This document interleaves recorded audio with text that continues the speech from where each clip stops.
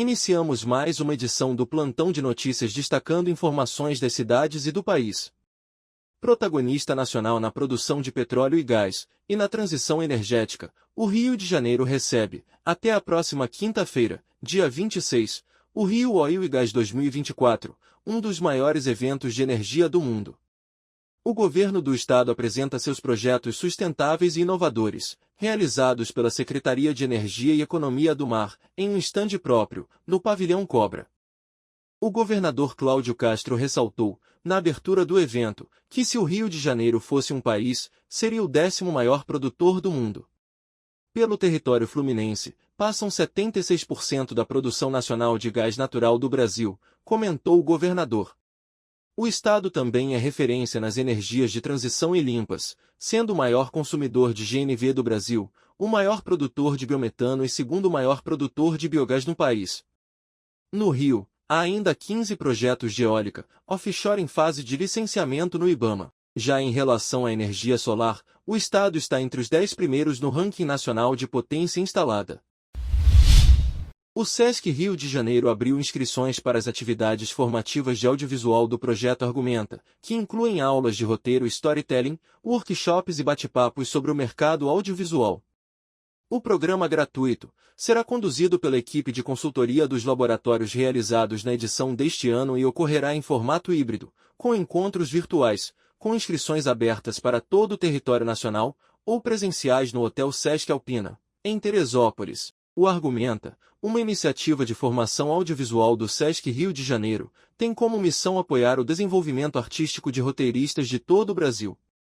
A programação conta com atividades formativas, sessões de cinema, apresentações artísticas e, sobretudo, laboratórios de escrita cinematográfica voltados para roteiristas e seus projetos audiovisuais. Em Rio das Ostras, o projeto das Divas ajuda pacientes no processo de emagrecimento e vida saudável. Confira a matéria de Adriano Pereira, do portal Cidade 24 Horas. O projeto das Divas tem ajudado mulheres da região no processo de emagrecimento e vida saudável, de maneira natural e o melhor, sem nenhum custo. O projeto começou com 120 mulheres em 2018 e hoje conta com 2.000 mulheres e está abrindo mais 200 vagas. A iniciativa foi da Claudete Guedes, nutricionista, terapeuta e massoterapeuta. O projeto foi criado em 2018, voltado para as mulheres, né? Eu criei esse projeto para ajudar mulheres a emagrecer. Eu trabalho tanto na parte da terapia quanto na massoterapia, né? Então você sabe que para emagrecer, primeiramente você tem que trabalhar a mente, depois você trabalhar o corpo, né? Eu atendo mulheres que recebem diagnóstico de câncer, né? E idosos, faço da parte da massagem e faço a parte do alongamento. Trabalho também com pessoas que recebem diagnóstico de HIV, síndrome raras e outras doenças. O objetivo desse projeto é ajudar mulheres a emagrecer, né? Rio das Ostras não tem um centro de terapia também e nenhuma clínica especializada para emagrecimento, né? Então eu dou todo esse suporte. Hoje, Claudete precisa de apoio para manter o projeto e continuar mudando a vida destas mulheres. Então, sim, eu falo que esse projeto não é meu, é um projeto de Deus, né? Minha filha tem 16 anos, quando ela tinha 2 anos, ela foi diagnosticada com uma síndrome rara e ela ficou internada, ela ficou em coma. E aí, nesse dia, o médico chegou pra mim e falou que ela não ia sobreviver. Então, eu fiz uma promessa com Deus. Se naquele dia Deus salvasse a minha filha, eu montaria um projeto para estar ajudando mulheres a emagrecer, né? E também na parte da terapia. Então, me formei para isso. Eu fiquei sabendo desse projeto através de uma conhecida minha. E ela já se trata com a Claudete há um tempo.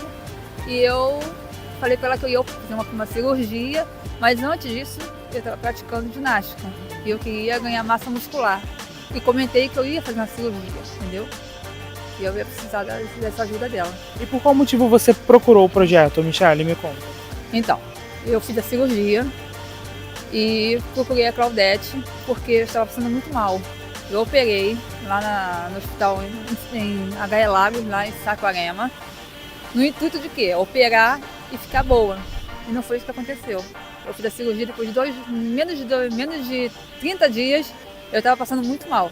E foi graças a Claudete, o projeto dela, que me fez, assim, ficar mais firme, porque eu fui diagnosticada, né, com tumor no ovário direito.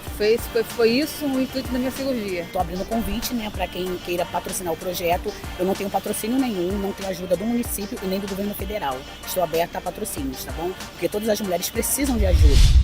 Brasil está fora do padrão mundial de emendas parlamentares, aponta estudo. Confira mais detalhes. É o que os números apontam quando a comparação é feita com diferentes países. No caso da OCDE, a Organização para a Cooperação e Desenvolvimento Econômico, grupo que reúne 38 países e tem as economias mais avançadas do mundo, em mais da metade, 53%, os parlamentos não podem realizar emendas ao orçamento. É o que mostra um estudo feito pelo Instituto INSPE, atestando que o Congresso brasileiro está fora do padrão e mantém prerrogativas excessivas. Não vemos em nenhum país a liberalidade que existe para o Congresso alterar o orçamento. Tem várias outras características também que são típicas do Brasil e que a gente não vê em outros países. Por exemplo, aqui o Poder Executivo, quando manda o orçamento para o Congresso, ele é obrigado a deixar um dinheiro reservado para que o Congresso faça as suas emendas. Isso não existe em nenhum país dos quais nós pesquisamos. Na Austrália e no Canadá, por exemplo, quem determina o orçamento é apenas o Poder Executivo. O Legislativo faz uma supervisão dos gastos. Já em países como Itália, Portugal e Espanha, que admitem as emendas, o mecanismo não chega a 1% das despesas não obrigatórias. Lembrando, no Brasil, esse número chega a quase 24%. Em relação à América Latina, no México, emendas que aumentam despesas são negociadas com o Executivo e não são impositivas. No Chile, há uma regra de que emendas só podem reduzir despesas. O país com o modelo mais semelhante ao Brasil é os Estados Unidos, em que há um financiamento de projetos locais com emendas federais. No entanto, o limite é de 1% das despesas não obrigatórias. Há um histórico do aumento do uso das emendas pelo Congresso ao longo dos anos. Nós tivemos dois momentos na história recente em que nós tivemos presidentes da República que tiveram dificuldade, não souberam negociar com o Congresso. Eu me refiro à presidente Dilma Rousseff, que em 2014, 2015 entrou em forte conflito com o Congresso, e aí o Congresso reagiu, aprovando emendas para se apropriar de parte do orçamento. E o segundo caso foi o do presidente Bolsonaro, e nessa toada o Congresso aumentou mais uma vez a sua participação no orçamento. O fato é que em nenhum dos países pesquisados pelo Instituto INSPE existe uma cota financeira e obrigatória de emendas, como ocorre aqui no Brasil. O Executivo ele age sob planejamento, ele tem ali as políticas públicas já montadas para destinar os recursos, e o Legislativo não. O Legislativo age politicamente. Nós temos uma aberração aí, hoje nós temos deputados que detêm um poder orçamentário maior do que o orçamento de vários municípios do Brasil. STF analisa caso de transfusão de sangue das Testemunhas de Jeová. Estão em análise 2 recursos em que os pacientes fiéis da religião Testemunhas de Jeová pedem o direito a tratamentos que não envolvam transfusão de sangue vedada pela religião. No primeiro, uma mulher se recusou a autorizar a transfusão de sangue em cirurgia cardíaca em Maceió e o hospital não realizou o procedimento. No segundo caso, um homem pede que o SUS pague por uma cirurgia ortopédica sem fazer a transfusão, mais cara que a cirurgia tradicional. As Testemunhas de Jeová aceitam todos os tratamentos de saúde. Nós não somos contra a medicina nem contra a ciência. A única exceção são as transfusões de sangue. E o motivo é bíblico. O livro de Atos dos Apóstolos, no capítulo 15, versículos 28 e 29, que diz que os cristãos deveriam se abster de sangue. Então nós levamos a sério essa injunção bíblica. No ato da cirurgia, o sangue do próprio paciente seja recolhido, seja limpo e transfundido novamente. Ou seja, ele recebe o seu próprio sangue.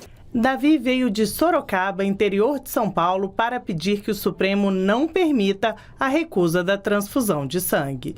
Ex-testemunha de Jeová, ele teme que uma decisão da Corte Suprema gere gastos para o SUS e prejudique crianças. Eles dizem que é uma opção de consciência, porém, nós sabemos, eu fui testemunha de Jeová e sabemos que envolve também crianças, que o membro que aceita sangue, eles consideram como sendo uma pessoa de fraca fé e que a pessoa deveria ter recusado o sangue que salvaria a vida dela, perdesse a vida, que eles considerariam como uma pessoa que é fiel a Deus.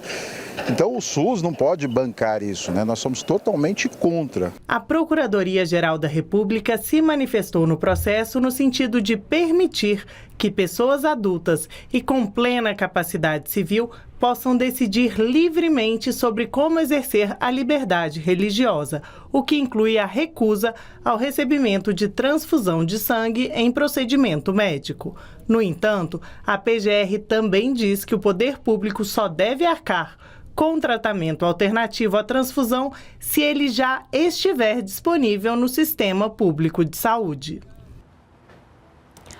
Como você viu aí, a gente mostrou, o Supremo Tribunal Federal está próximo de fechar a questão, para autorizar as testemunhas de Jeová possam se recusar a passar por transfusão de sangue nesses tratamentos no SUS. Pois é, e vamos direto agora ao STF falar com a Bruna Sanielli, que tem informações sobre os votos de hoje dos ministros, como é que ficou essa questão até agora. Bruna, boa noite. Boa noite, Guilherme. Boa noite, Yara. Boa noite a todos. Até agora foram 5 votos e todos aí são favoráveis a reconhecer que os fiéis da religião Testemunha de Jeová, eles têm o direito de recusar tratamentos que envolvam transfusão de sangue. Os ministros determinaram que isso só pode ocorrer no caso de adultos maiores, capazes civilmente e desde que eles façam consentimento prévio, livre e que tenham todo o entendimento médico necessário para fazer essa decisão.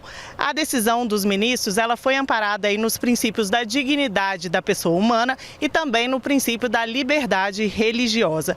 E é importante dizer que essa recusa ao tratamento, ela não vale no caso de terceiros.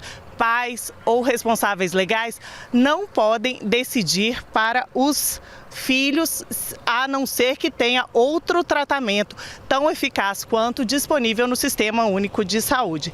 E os ministros decidiram também que as testemunhas de Jeová podem fazer tratamentos alternativos desde que eles estejam disponíveis no SUS, mesmo que não sejam no domicílio da pessoa. Nesse caso, caso ela não tenha condições de arcar com os custos, o governo deve prover com esses recursos.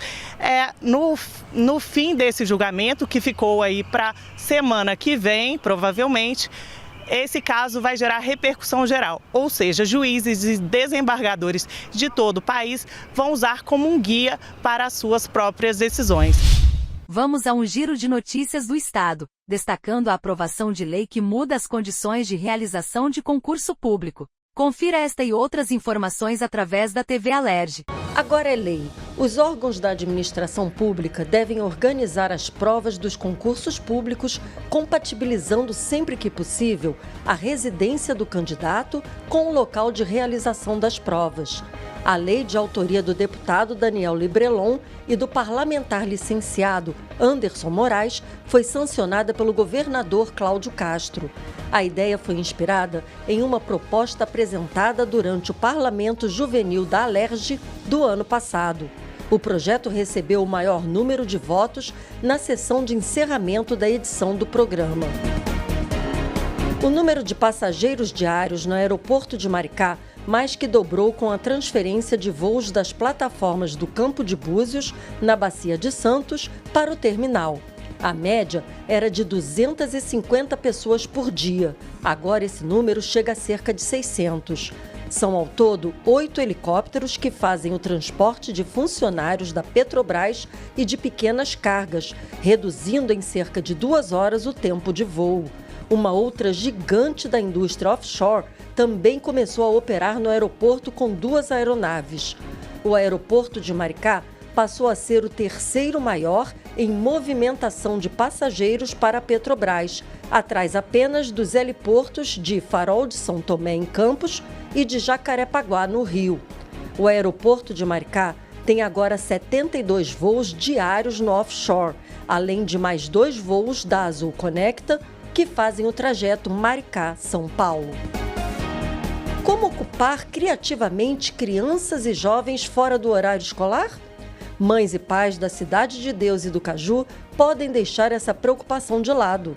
A ONG Favela Mundo está oferecendo 150 vagas para cursos gratuitos.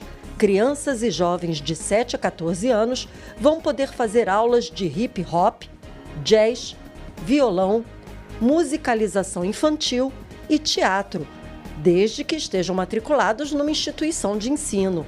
As atividades acontecem no CIEP Enfio, no Caju, e na Escola Municipal Joaquim Fontes, na Cidade de Deus. Para mais informações, entre em contato pelo WhatsApp 21 2236 4129. Confira a previsão do tempo com o Clima Tempo.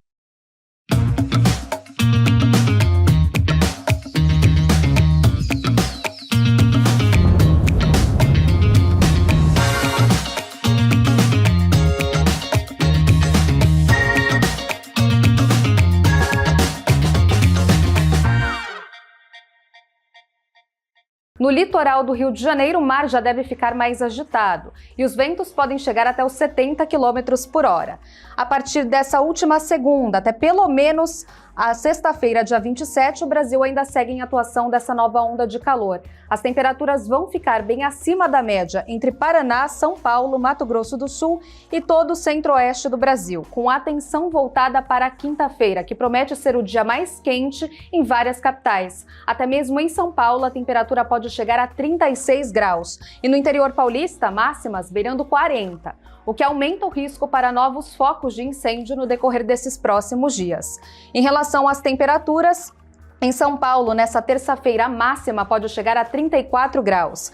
Enquanto em Porto Alegre, a chuva vai diminuindo. A temperatura pode subir já para 27 graus, mas a partir da quarta, o risco de temporal aumenta. Em Cuiabá, os termômetros podem chegar a 43, com possibilidade para um novo recorde de calor. Enquanto as máximas devem ficar em torno de 38 graus na maior parte do centro e norte do país, inclusive na capital Campo Grande, em Mato Grosso do Sul. Trazendo agora informações policiais no nosso plantão de notícias. Na madrugada desta segunda-feira, dia 23, agentes do 32º Batalhão de Polícia Militar, 32º BPM, prenderam um homem acusado de roubar o celular do filho de um policial militar e disparar contra a vítima, em Rio das Ostras. O acusado, identificado como Leandro da Silva Carneiro, conhecido como Paçoquinha, foi encontrado em um hotel no centro de Macaé, graças ao rastreamento do aparelho. A prisão foi realizada pelo Grupamento de Ações Táticas, GAT, que recebeu a denúncia de que o criminoso havia roubado o celular e efetuado disparos durante a ação. No quarto onde Leandro estava hospedado, os policiais apreenderam uma arma de fogo, 34 munições intactas, uma munição deflagrada e a chave da motocicleta usada no crime. Leandro é um criminoso de alta periculosidade, com um longo histórico de crimes, incluindo tráfico de drogas, homicídio e roubo, e possuía 4 mandados de prisão em aberto. Após ser detido, ele foi conduzido à 123ª Delegacia de Polícia, onde foi autuado em flagrante. A motocicleta usada no crime também foi apreendida. Um homem de 20 anos foi preso pelo 32º Batalhão de Polícia Militar, 32º BPM, na madrugada desta segunda-feira, dia 23, após ser acusado de abusar sexualmente da própria sobrinha de 4 anos em Rio das Ostras. A mãe da criança procurou a polícia após a filha relatar o abuso. A menina foi examinada por uma médica, que constatou o rompimento do ímen. Segundo a mulher, o crime aconteceu depois que a menina foi passar o dia com o pai. O acusado, Matheus Nunes Assumpção, foi conduzido para a 128ª Delegacia de Polícia, onde permanece preso à disposição da Justiça. Policiais civis da Divisão de Capturas e Polícia Interestadual DC Polinter prenderam um homem condenado por estupro de vulnerável. Ele foi capturado em Petrópolis, na região serrana, após monitoramento do setor de inteligência. Segundo as investigações, o criminoso abusou sexualmente de uma criança de 9 anos. Ele se aproveitou do fato de a vítima ter ido até o seu estabelecimento comercial para comprar ração para levá-la aos fundos da loja e praticar o abuso. Fechando nosso plantão de hoje destacando o futebol. O Volta Redonda segue na briga por uma vaga na Série B do Brasileirão em 2025. No final de semana o Voltaço empatou em casa com o Remo por 1-1, mas se mantém líder do grupo na segunda fase da Série C. No meio de semana, o time do Sul Fluminense esquece um pouco o brasileiro para enfrentar o Serrano de Petrópolis pela Copa Rio.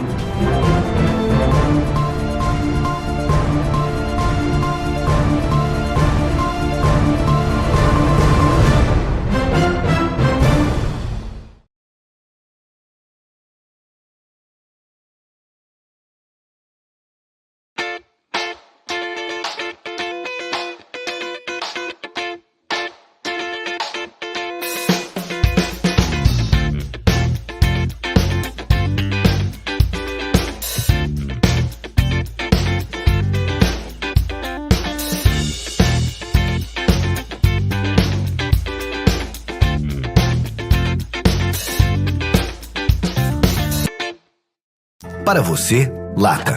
Para ele, casa. Para você, pneu usado. Para ele, academia. Para você, garrafa. Para ele, maternidade. O que para você é lixo, para o mosquito da dengue é um luxo. Deixe seu quintal sempre limpo e acabe com as mordomias do Aedes aegypti. A violência contra a mulher pode começar silenciosa e tomar um caminho perigoso, mas todos nós podemos ajudar, percebendo, enfrentando e interrompendo a violência antes que seja tarde. Se você sabe de algum caso, acolha a mulher, ligue 180 para se informar e denuncie a violência. Vamos agir, encarar e mudar essa realidade. Feminicídio zero. Nenhuma violência contra a mulher deve ser tolerada. Brasil, União e Reconstrução.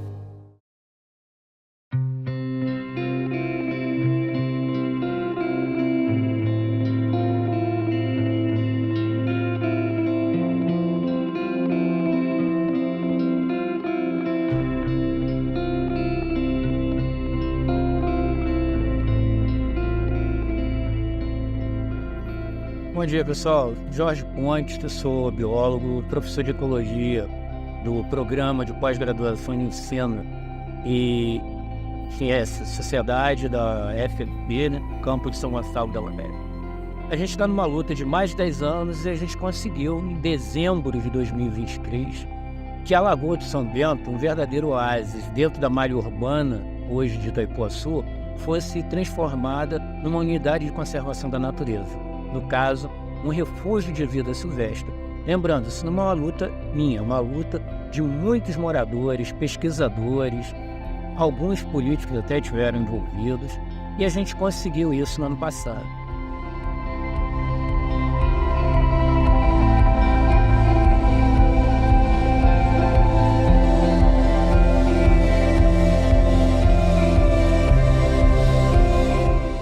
E com o Ricardo, vizinho, morador, que é um dos que abraça a causa e tem lutado aí pela preservação do local e a melhoria urbana, que não é só a preservação, mas a melhoria urbana com qualidade, fazer a coisa correta. O que eu tenho, falando rapidamente, é enaltecer o trabalho do Dr. Jorge, biólogo, né? Que foi uma briga, ainda está sendo uma briga, mas se Deus quiser, tudo vai ser realizado e espero poder continuar aqui para contemplar toda essa melhoria que está sendo feita graças ao meu amigo aqui, Dr. Jorge, biólogo, que foi o pioneiro nisso tudo que está sendo feito. Exagero, isso aí foi uma briga de todos, não. Foi muita gente. Talvez eu só dei o caminho das pedras, mas foi uma briga de todo mundo. Não, imagina, você com seu conhecimento, Fernando biólogo, e eu mesmo que moro aqui, sabia de tanta coisa que existe aqui dentro desse espaço da lagoa, graças às orientações do biólogo, do Dr. Jorge, e hoje eu sei de tudo que está aqui e me incentiva ainda mais a preservar isso que está aqui. Ali, Ricardo, obrigado aí.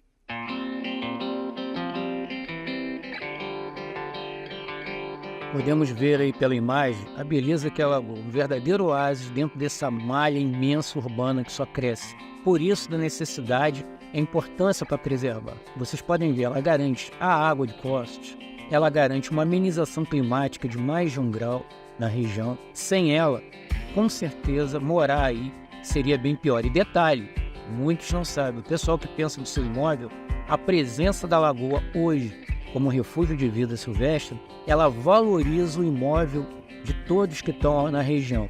Ela é um fator de valorização, porque ela pode atrair turistas. Então veja só a beleza natural que é isso e que a gente tem lutado, moradores, para poder manter.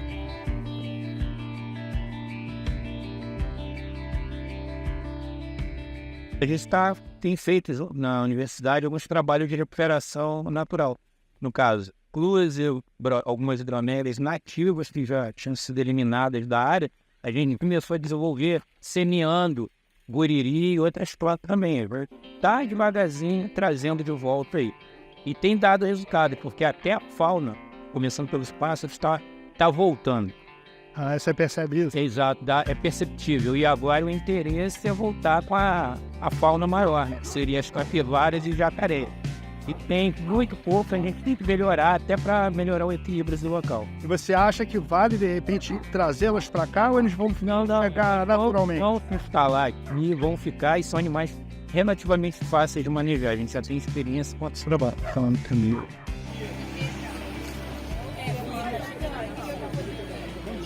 Bom dia! Tudo bom? Qual o propósito aí? Para vender? Não, é doação, mais ou menos.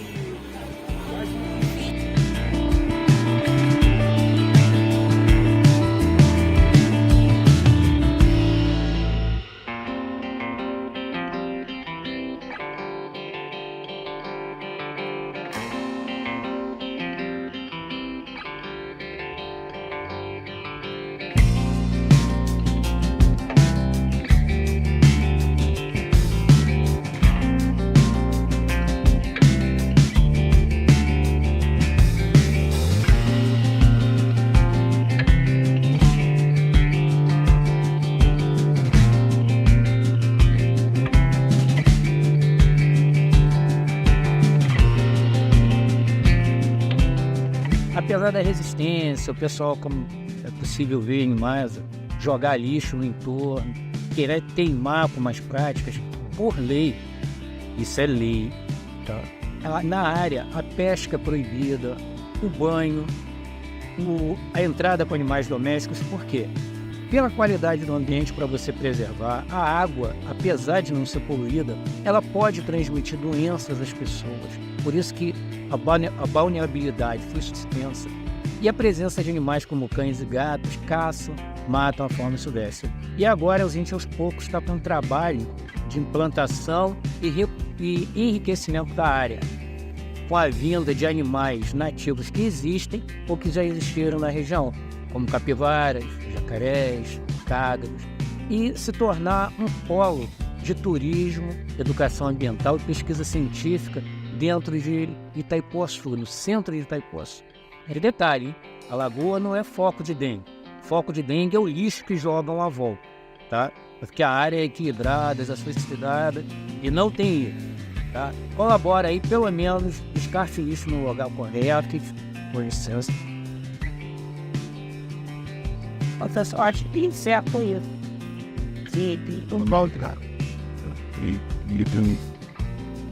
Isso aí é coisa de quanto tempo que tá aí? Dias aqui. Tem pouco tempo eu passei que eu entrei. Isso aqui é quase diário. Vai ter quase que diário. E...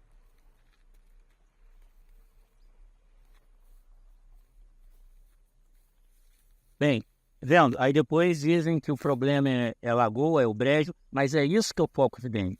O lixo jogado, não retirado, mal condicionado. Isso que vira foco para dengue. Então eu peço isso, pessoal. Vamos colaborar, vamos pensar na coletividade e vamos ajudar e divulgar essa ideia aí. A lagoa agora é um refúgio de vida silvestre municipal. Valeu, gente. Obrigado.